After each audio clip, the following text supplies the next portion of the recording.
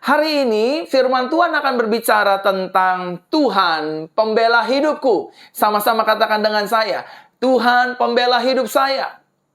Belum semua, ada ribuan jemaat Tuhan di Facebook ataupun di YouTube. Sama-sama katakan dengan saya, Tuhan adalah pembela hidupku. Tuhan adalah pembela rumah tanggaku. Tuhan adalah pembela keluargaku. Tuhan adalah pembela dalam pelayananku. Tuhan adalah pembela dalam pekerjaanku. Tuhan adalah pembela dalam bisnis dan usahaku. Tuhan adalah pembela dalam studi sekolahku.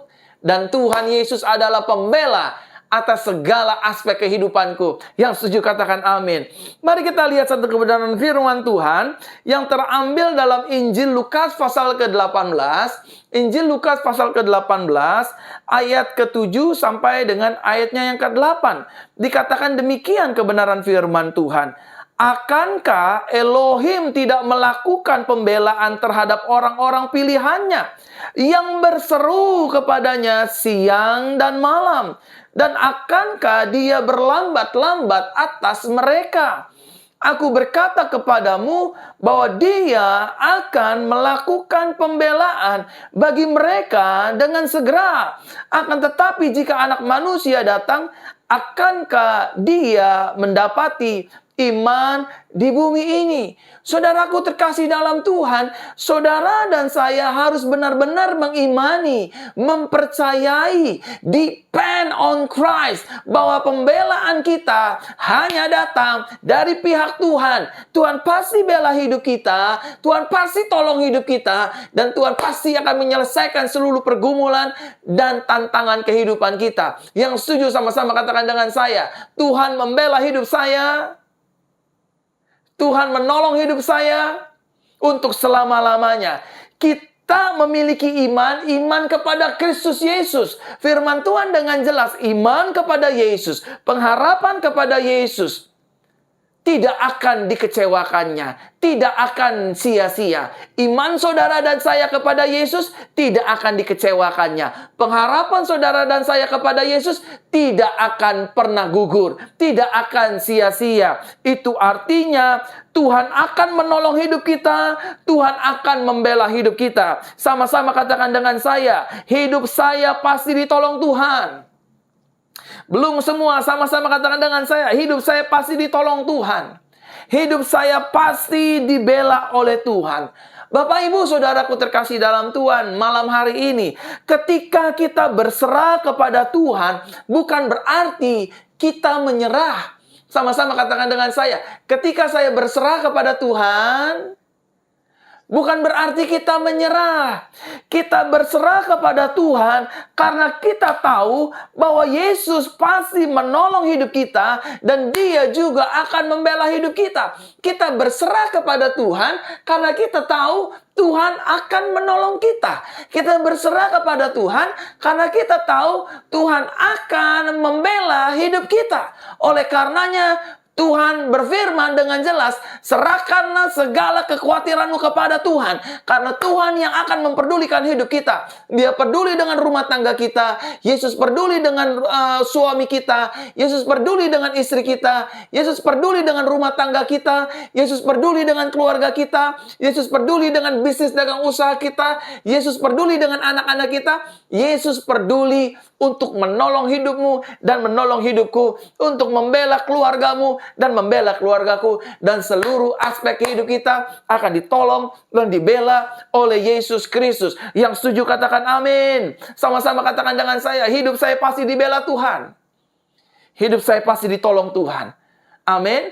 Amin, Bapak Ibu Saudara. Nah, kita sudah jelas berkata, ketika kita berserah, bukan berarti kita menyerah. Ketika kita berserah, kita tahu pertolongan kita, pembelaan kita datang dari Tuhan. Nah, saudaraku terkasih dalam Tuhan, ketika saudara dan saya mengangkat tangan, Tuhan akan turun tangan. Sama-sama katakan dengan saya, ketika saya angkat tangan, belum semua, sama-sama katakan dengan saya, ketika saya angkat tangan, Tuhan pasti turun tangan. Dia akan turun tangan, memberikan pertolongannya, memberikan pembelaannya, memberikan perlindungannya bagi hidup saudara dan saya. Malam hari ini, firman Tuhan yang singkat, jelas, padat, dan cukup berisi untuk membangkitkan iman kita, saudara dan saya. Dia pasti akan menolong hidup kita. Sama-sama katakan dengan saya, hidup saya pasti ditolong Tuhan. Hidup saya pasti dibela Tuhan. Saudara, satu kali bangsa Israel dicatat dalam Bible bahwa ketika bangsa Israel keluar dari tanah perbudakan, dari Mesir, selama ratusan tahun dia diperbudak, dihancurkan imannya, pengharapannya, dengan cara dijadikan budak oleh orang-orang Mesir. Saudara, Tuhan mengingat perjanjiannya kepada Abraham, bahwa keturunan Abraham akan dibawa oleh Tuhan masuk ke tanah perjanjian, tanah yang penuh dengan susu dan madunya, bukan masuk tanah perbudakan, bukan masuk tanah penindasan. Saudaraku terkasih dalam Tuhan, singkat cerita Bible mencatat, Tuhan membawa keluar bangsa pilihannya Israel dari tanah perbudakan Mesir.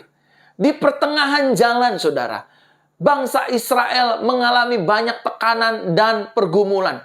Sampai bangsa Israel ada di satu titik, ada di satu tempat, di depan laut terberau. Di depan ada laut yang terbentang luas. Di belakang ada tentara Firaun yang siap membantai dan membunuh jutaan umat Israel. Di kanan kiri ada padang belantara.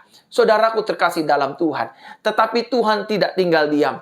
Tiang awan dan tiang api Tuhan tetap setia mendampingi umat Israel. Tetap setia mendampingi Musa. Dan Tuhan berkata kepada Musa, Musa, dalam Keluaran 14 ayat 14, Aku yang akan berperang menggantikan kamu, dan kamu akan diam saja. Dan aku akan membelah lautan ini, dan akan membawa umatku menyeberangi lautan ini dengan daratannya, dan tidak terkena air kanan ataupun kirinya.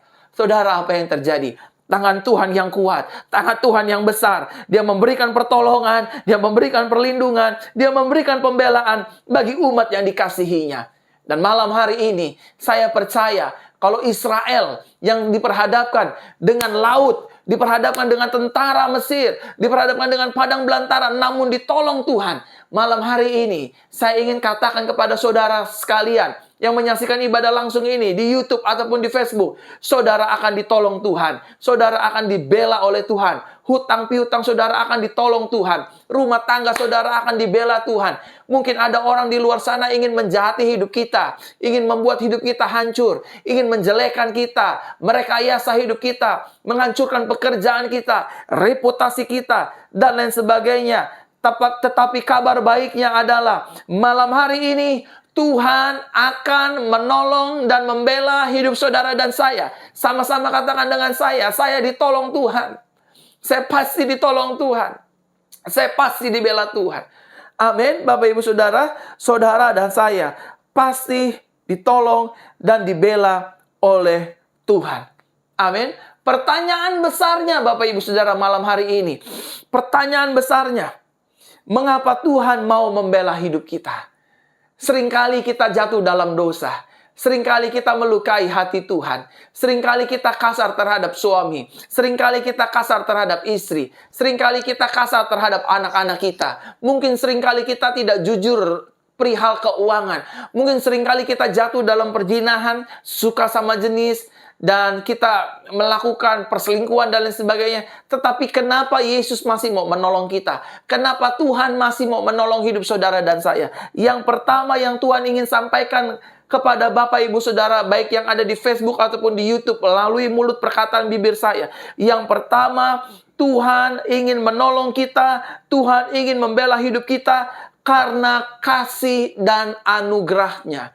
Amin. Bukan karena saudara dan saya hebat, bukan karena saudara dan saya orang suci, bukan karena saudara dan saya pelayan Tuhan, bukan karena saudara dan saya orang miskin, bukan karena saudara dan saya orang bangsawan, punya uang, harta berlimpah, dan lain sebagainya. Tuhan menolong kita, Tuhan membela kita, hanya semata-mata karena kasih dan anugerah-Nya. Dia mengasihi saudara dan saya. Dia mencintai saudara dan saya. Bahkan kasih dan cintanya mati di atas kayu salib.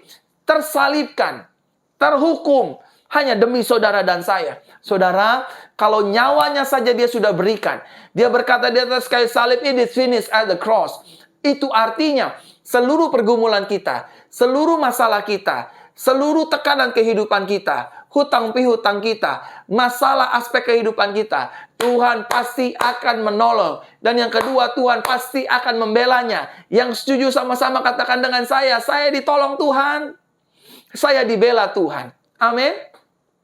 Dan ketika Tuhan menolong dan membela hidup kita, Dia tidak akan membangkit-bangkit pertolongannya dan pembelaannya. Dia akan melupakan pertolongannya. Dia akan melupakan pembelaannya. Dan bahkan Dia menyediakan banyak pertolongan lagi. Banyak pembelaan lagi. Sehingga setiap hari hidup kita hidup dalam ketenangan.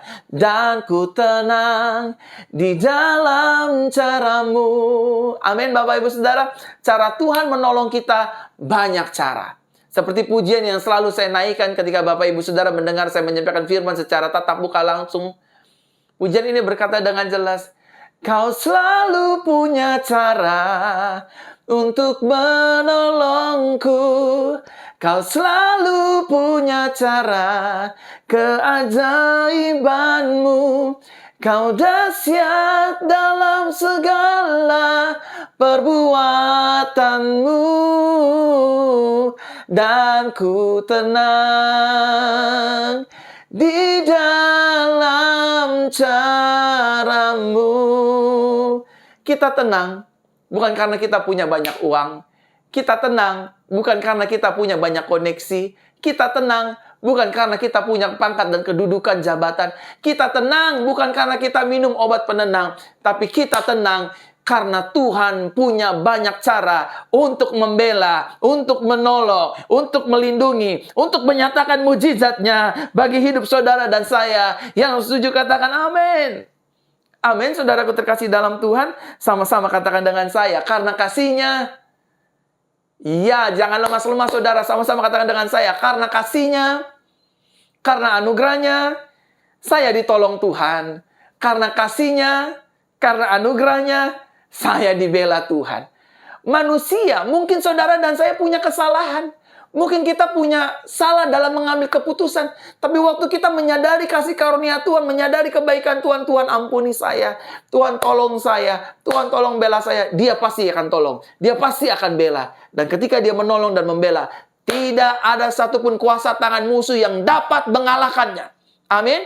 Saudara dan saya tidak akan dikalahkan karena ada tangan Yesus yang kuat. Saudara dan saya tidak bisa dijatuhkan karena ada tangan Tuhan Yesus yang kuat, yang menopang, yang menolong, yang membela hidup kita untuk selama-lamanya. Yang setuju, berikan tepuk tangan di rumah masing-masing. Haleluya. Amin, saudaraku terkasih dalam Tuhan. Adapun alasannya, yang pertama, mengapa Tuhan mau membela hidup kita? Mengapa Tuhan mau menolong kita? Karena kasih dan anugerah-Nya. Yang kedua, Bapak Ibu Saudara, saudara bisa catat firman Tuhan yang memberkati ini. Yang kedua, karena kita memiliki keterbatasan dalam segala hal. Kenapa Tuhan mau membela kita? Kenapa Tuhan mau menolong hidup kita? Kenapa Tuhan masih mau menolong saudara? Menolong keluarga saudara, menolong bisnis saudara, membela usaha saudara. Karena saudara dan saya adalah pribadi yang memiliki keterbatasan.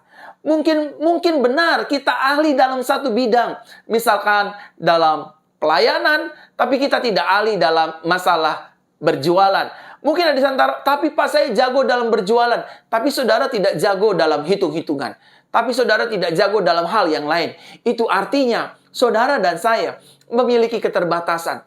Mungkin saudara ada yang berkata, tapi Pak, saya ini pejabat tinggi negara, saya ini tentara, saya ini polisi, saya aman mau kemanapun. Tapi saudara tidak aman dengan virus ini, bukan? Oleh karenanya, saudara dan saya, kita sama-sama memiliki keterbatasan. Pendeta juga memiliki keterbatasan. Gembala jemaat juga memiliki keterbatasan.